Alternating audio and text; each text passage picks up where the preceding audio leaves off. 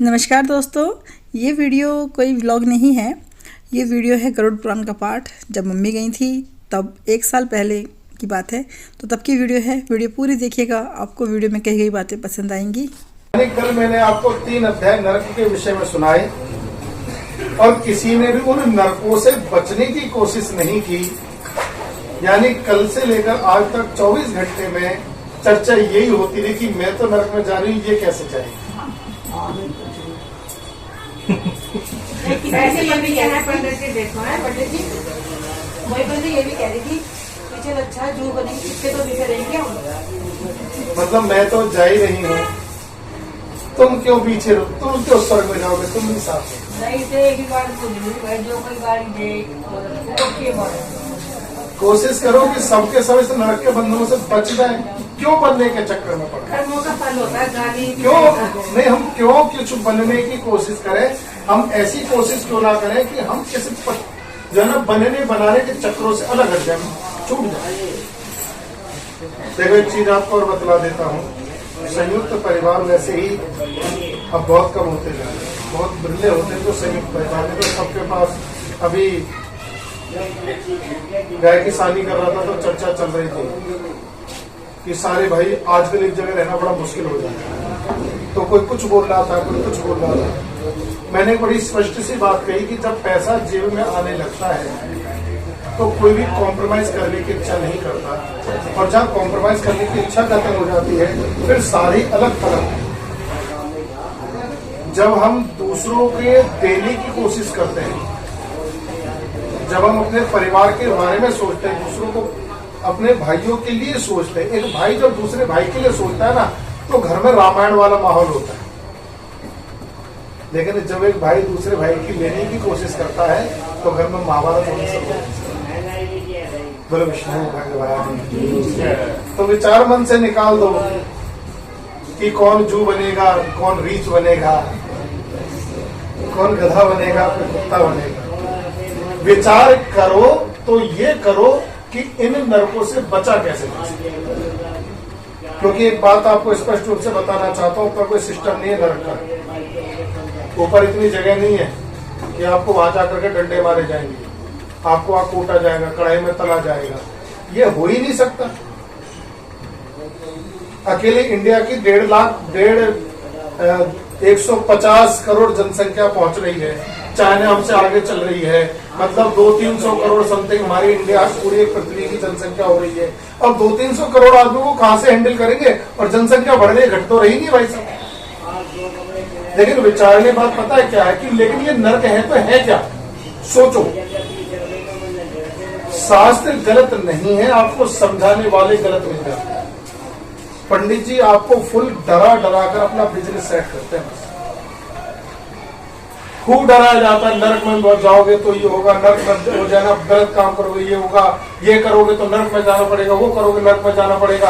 अब पंडित जी पूछो बचना है तो क्या करें, यूं दान पुण्य करते रह, सब कुछ छूट जाएगा। यानी सीधा सा सिस्टम हुआ ना, जिसके पास पैसा वो नरक में नहीं जाएगा, लेकिन जो गरीब है वो तो नरक में जाएगा। तो यानी कि वहां भी पैसे ही चल रहा है ना भाई साहब, डायरेक्ट नहीं चल रहा, तो इनडायरेक्ट चल रहा है ना कि आपने दान किया तो आपके पाप धुल जाएंगे, आपके पाप धुल जाएंगे, आप नरक में नहीं जाएंगे। ये समझाते हैं ना। उससे पहले जो पंडित जी कभी मिले भी होंगे तो यही सारी थ्योरी समझा दी ना। इसका मतलब क्या है, वहां भी पैसा चल रहा है ना। फर्क ये कि डायरेक्ट ना चल के दान के थ्रू चल रहा है कि तू मुझे दान कर, तुझे नरक से बचा दूंगा, मेरे पास लाइसेंस है तुझे बचाने। खुद पंडित जी की गारंटी नहीं कि स्वर्ग में जाने वाला है, नरक में जाने वाला है। टोटल डर चाहिए, ऐसा होता है। 84 लाख नरक हैं, ये बताया था ना, क्या कहा था, 84 लाख नरक हैं। इसमें 21 महानरक हैं, उसमें सबसे ज्यादा कष्ट देने वाली वैतरणी नदी है, यही समझाया जाता है ना। यानी नरक कितने हैं, एक। अच्छा, कभी कभी जिस किसी से बात करो तो क्या कहता है, योनिया कितनी है, जोर से बोलो, सुनने की प्रॉब्लम। योनिया कितनी बताई जाती हैं, यानी योनिया भी 84 लाख और नरक भी 84 लाख है। इसका मतलब क्या है, जो योनिया भोगी जाती हैं वो नरक ही भोगे जाते हैं।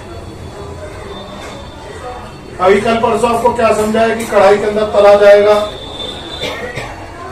बताया था ना, कढ़ाई के अंदर तला जाएगा, भैंसों के नीचे कुचलवाया जाएगा, आरे से काटा जाएगा, कुल्हाड़ी से चीरा जाएगा। ये सारी के सारे सिस्टम मैंने समझाए थे ना, सारे ही नर्क थे ना।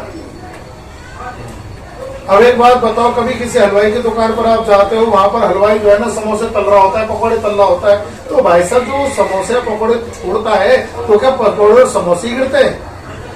मक्खी मच्छर वगैरह कोई कॉकरोच आता है उसमें गिरता, जल करके फ्राई होता है नहीं होता? कह दो नहीं होता। इसका मतलब क्या है? तेल में तला जाएगा का मतलब है कोई योनि मिलेगी, मच्छर बनोगे, तेल में गिरोगे, तल दिए जाओगे, हो गया नर्क कंप्लीट। आरी से काटा जाएगा। जब एक कारपेंटर लकड़ी पर आरी चलाता है तो उस लकड़ी के अंदर कोई कीड़ा भी होता है, तो जब आरी चलती है क्या वो कीड़ा कट नहीं जाता? जब कोई लकड़हारा लकड़ी काटता है, जब कुल्हाड़ी चलाता है पेड़ पर, तो तरे के अंदर और वो कोपल के अंदर बीच में कीड़े होते हैं, और जब कुल्हाड़ी चलते तो उससे कीड़े नहीं मरते होंगे। यानी शास्त्र कहीं भी गलत नहीं है, केवल आपको समझाने का तरीका भिन्न भिन्न हो सकता है। 84 लाख योनियां हैं और 84 लाख ही नर्क हैं, यानी योनियों को यहाँ पर नर्क समझाया गया है, सब कुछ यही भोग है। जो ये कहते हैं ना कि भाई सब कुछ यही भोग कर जाना, ऊपर कोई सिस्टम, ये बिल्कुल सही है, लेकिन इसी जन्म में सब कुछ भोगोगे ये संभव नहीं है।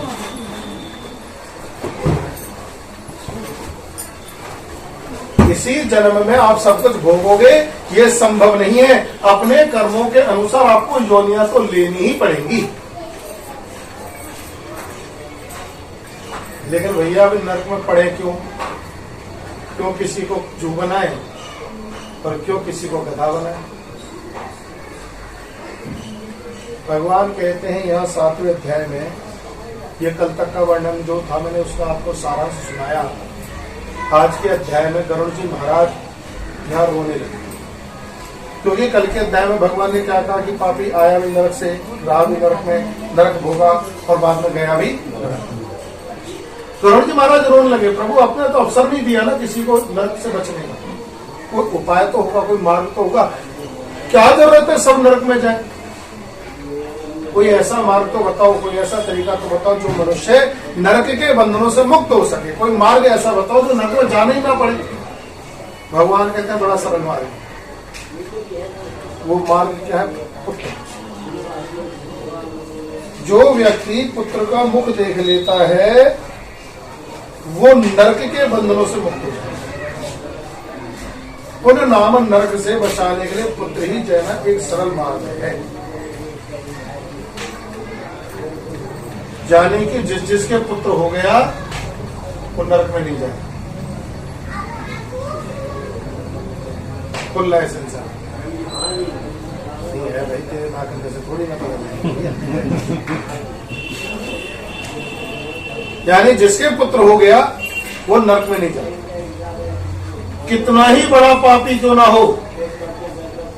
अगर पुत्र घर में धर्मात्मा हो गया हो तो आप नरक में नहीं जाओगे, गारंटी है।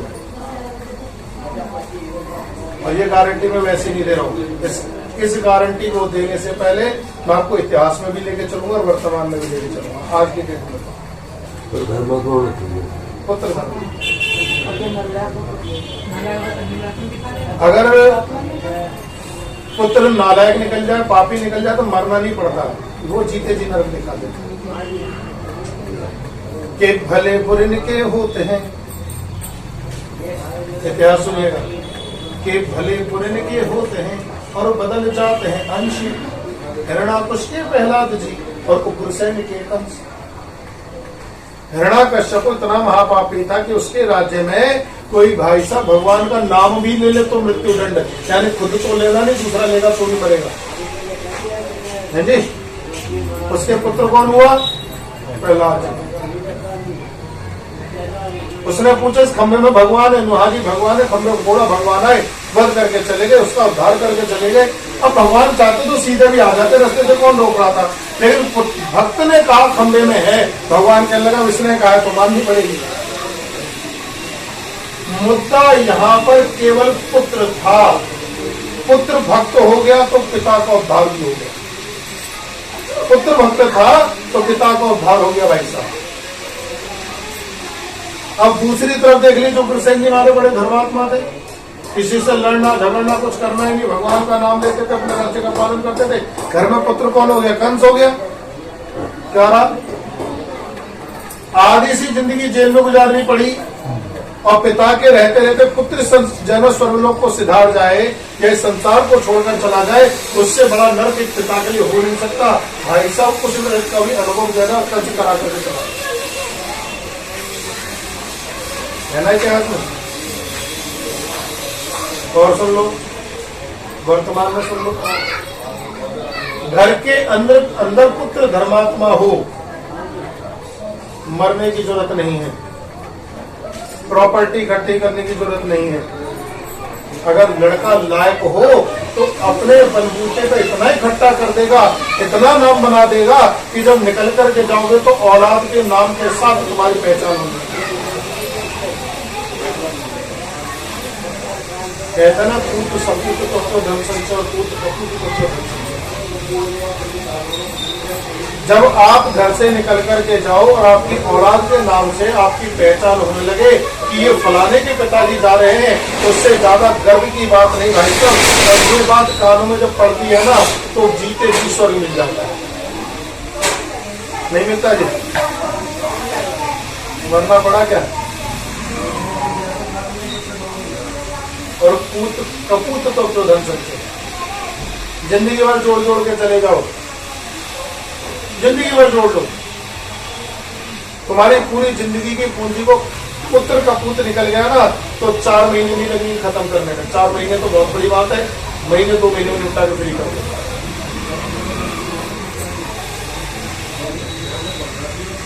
पुत्र घर में धर्मात्मा हो तो माता पिता को इतने सुख सुविधाएं वो अपने सामने दे देता है कि मरने की जरूरत नहीं, यहीं पर स्वर्ग का अनुभव करा देता है। और माँ बाप बीमार पड़े हो और पुत्र के पास समय भी ना हो पूछने के लिए भाई हालचाल कैसे है, तो मरने की जरूरत नहीं, यहीं कहीं नरक में दिखला देता है। तो इसलिए पुत्र के मुख देखने से स्वर्ग मिलता है, लेकिन पुत्र सुपुत्र होना चाहिए, पुत्र में संस्कार डालने चाहिए। लेकिन ये संस्कार बुरा नहीं मानना, माता ही डाल सकती है। मैं वैसे औरतों के बड़े फेवर में रहता हूँ, लेकिन मैं सत्यता बता रहा हूँ, ये संस्कार डालने का काम एक माँ कर सकती है, पिता के बस की नहीं। क्यों बस की नहीं? क्योंकि भाई साहब पिता सवेरे 8 बजे घर से निकल जाता है, शाम को 8 आता है, 10 आता है, कोई पता नहीं है। मैं दूसरे की नहीं कह रहा, मैं अपना बता रहा हूँ।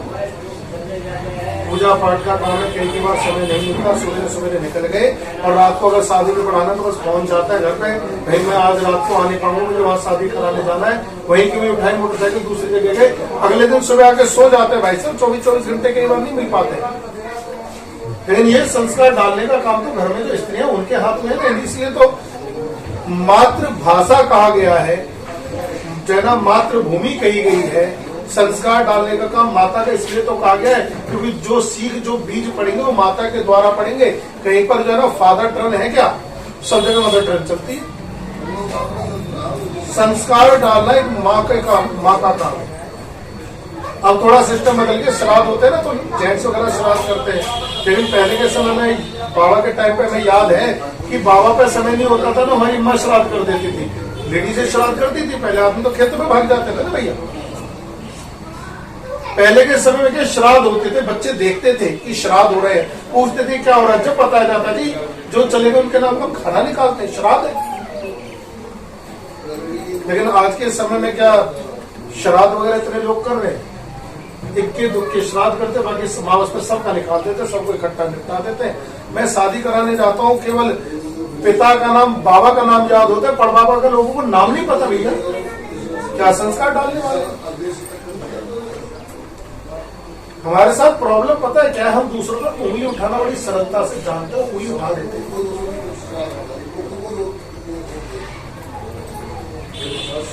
मुल्ला जो है गली के अंदर नवाज के चक्कर में पूरा रोड जाम कर देते हैं। इनको कंट्रोल में करना चाहिए। फ्री फंड में फैलते हुए जा रहे हैं, एक से एक पॉइंट आते हैं। व्हाट्सएप ज्ञान खोलो ना, बहुत मिल जाएगा। लेकिन एक बात बताइए ना, वो शुक्रवार को नमाज अदा करने के लिए मस्जिद में जाते हैं, मस्जिद में जगह नहीं होती तभी तो गली में आते हैं ना। नहीं तो किसको पसंद है रोड के ऊपर चटाई बिछा करके नमाज अदा करना? हर एक कोई मस्जिद में जाके घुसेगा ना। अब वहां जगह नहीं होती तो बेचारे बाहर आ जाते, पूजा पाठ कर ले, अपने पूजा वो जो नमाज वगैरह वो अदा कर लेते हैं, उनकी वो पूजा पाठ हो जाती है। अभी एक दिन में पुरानी थोड़ी सी बात हो गई, कोरोना से पहले की बात है, यही नूरी लाइन से जा रहा था, एक भाई साहब छोटा सा बच्चा, मुश्किल से मुश्किल 3-4 साल 5 साल का या 6 साल का रहा, इससे ज्यादा नहीं रहा होगा, 5 साल का, 6 साल का, बाकायदा शेरवानी और टोपी लगा कर जा रहा था, जैसे हमारे में दूल्हे बन के जाते हैं ना, वो पूरा वेल सेट होकर के जा रहा था। मैं निकल के जा रहा था, मैंने ब्रेक लगाई, मैंने भाई कहाँ जा रहा है? छुट्टी कर नमाज अदा करने जा रहा है। उसे नमाज का मतलब नहीं पता, वो नमाज अदा करने जा रहा है।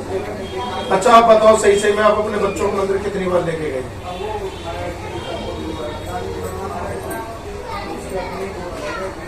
कितने मंदिर मुझे बच्चों को लेने वाले? सत्यता पता है क्या है कि हम अपने बच्चों को कभी भी मंदिर लेके जाते नहीं। मैं ये कहता हूँ आप हफ्ते में रोजाना छोड़ो, हफ्ते में ले जाओ, हफ्ते में छोड़ो, महीने में एक बार तो कभी लेके जाओ। रियलिटी पता है, हम अपने बच्चों को कभी मंदिर नहीं लेके जाते। आज की डेट में हमारे बच्चे मंदिर जाने से शर्माते भाई साहब, उन्हें शर्म आती है। क्यों? क्योंकि जब बच्चे थे उन्हें लेके गए नहीं, और अब बड़े होने के बाद वो जाते नहीं। फिर उसके बाद कहते हैं कि हिंदू में एकता नहीं है। अरे एकता आएगी कहाँ से? अगर तो मंदिर वगैरह जाते, बच्चा अपने ग्रुप में बैठता, बातचीत करता, अपने आप उसका ग्रुप तैयार होता, आपको बनाना नहीं पड़ता ना भाई। वो एकता इसलिए कर लेते क्योंकि वो हर जुम्मे के दिन, शुक्रवार वाले दिन इकट्ठे होते हैं, एक दूसरे से बात करते हैं, एकता ऑटोमेटिक बनती है। अब शुक्रवार आता है तो उसे अपने आप चिंता होती है कि उस टाइम पर वहां मस्जिद पर पहुंचना है, उससे मिलूंगा, नमाज कम पढ़ता, मिलना जुलना ज्यादा होता है। लेकिन हम क्या कर रहे हैं? हम कुछ कर ही नहीं रहे, हम दूसरे पर पॉइंट कर लेते हैं और अपने अंदर कमियां ढूंढने की कोशिश। बोलो विष्णु भगवान। चर्चा केवल संस्कार की है, संस्कार डालना अनिवार्य है।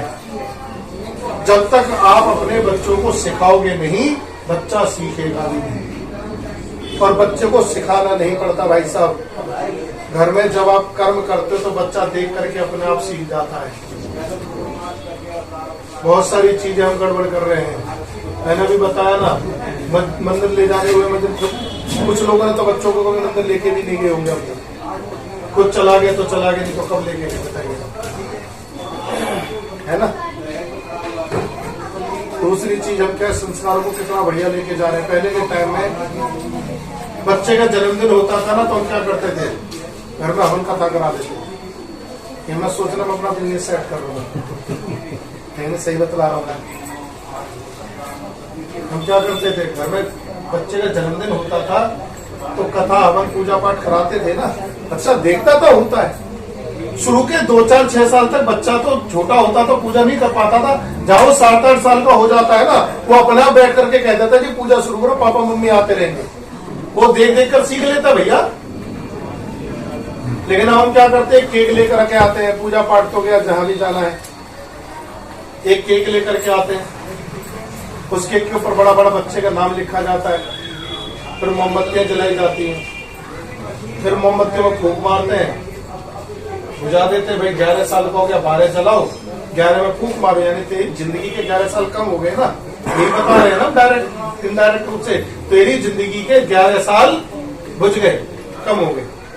और उसके बाद नाम जो लिखा होता है उसको काट काट के घर वाले खा लेते हैं। यानी हम बच्चे को समझाते हैं तेरे को तो हम ही निपटा लेंगे, बाहर वालों की जरूरत ही नहीं।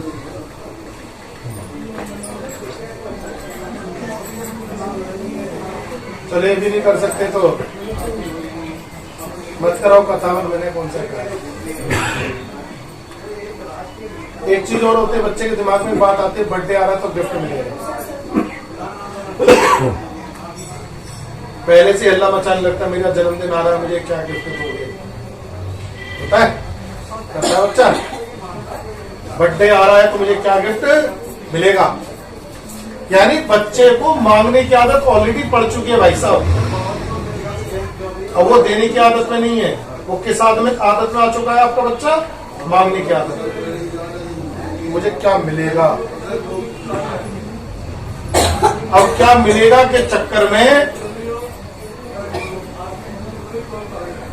तुम उसे कुछ ना कुछ ला के देते हो। मान लो बच्चे ने कहा मुझे तो फोन चाहिए, तुमने कहा चलो कोई बात नहीं फोन ला दूंगा, तुमने ओप्पो का फोन ला के दे दिया, बच्चा बड़ा खुश, मेरे पापा तो बहुत अच्छे, मुझे ओप्पो का फोन ला के दिया भाई से। अब वो 2-4-6 दिन बच्चे के पास ओप्पो रहा, बच्चा बड़ा खुश। 4-6 दिन बाद बच्चा स्कूल गया, वहां पर पता लगा उसके फ्रेंड का भी बर्थडे आ रहा है, उसके बाप ने उठा करके आईफोन गिफ्ट में दे दिया। अब तुम्हारी इज्जत खत्म नहीं, उसका बाप बढ़िया आईफोन देता है, मेरा तो ओप्पो से बहलाता है। बन गई इज्जत, हो गया काम। उसी जन्मदिन पर अगर आप बच्चे को बर्थडे की पे गिफ्ट देने की बजाय उस बच्चे को कहीं अनाथ आश्रम लेकर चले जाते और उसके हाथ से वो जो ओप्पो का फोन दिया उतने ही पैसे का कुछ सामान उन अनाथ बच्चों को बंटवा देते ना, जो वो अपने हाथ से वो अनाथ बच्चों को चीज देता ना, उसे समझ में आता कि मेरी लाइफ इन बच्चों की लाइफ से बहुत अच्छी है और उसका कारण मेरे माँ बाप है, इनके माँ बाप नहीं तो इनकी लाइफ इतनी बेकार है, मेरे माँ बाप हैं तो मेरी लाइफ इतनी अच्छी है। अब इज्जत बनानी नहीं पड़ेगी, वो और मिलेगी, बच्चा आ जाएगा, इज्जत आपके आप करने लगेगा और आगे चल के वो मांगने की इच्छा नहीं करेगा, कुछ ना कुछ देने की इच्छा करेगा।